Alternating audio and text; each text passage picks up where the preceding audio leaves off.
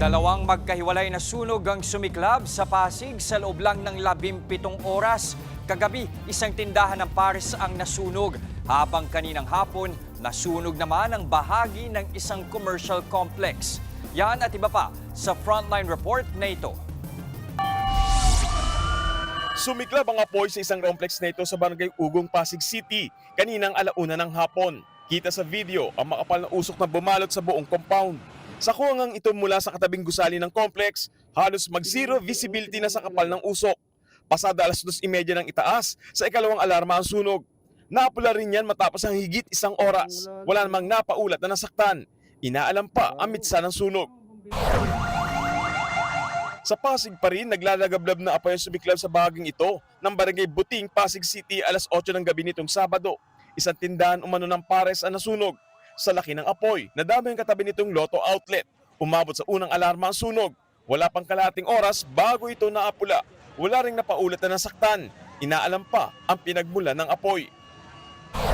Sa Tuguegarao City naman sa Cagayan, kita sa drone video ang nangangalit na apoy na ito sa isang residential area sa Barangay Caritan Sur. Ayon sa mga bumbero, mabilis na kumalat ang apoy dahil gawa sa kahoy ang mga bahay.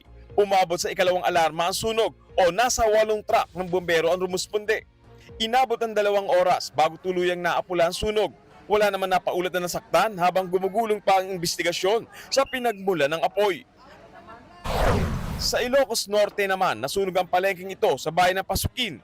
Umabot ikatlong alarma ang sunog o nasa 100 ng truck ng bumbero ang nagtulong-tulong para apulayin ng apoy. 8 pwesto ng mga tindera ng dry goods ang natupok. Naapula ang sunog matapos ang halos 2 oras. Inaalam pa ang mitsa at kabuuang halaga ng nasunog na ari-arian.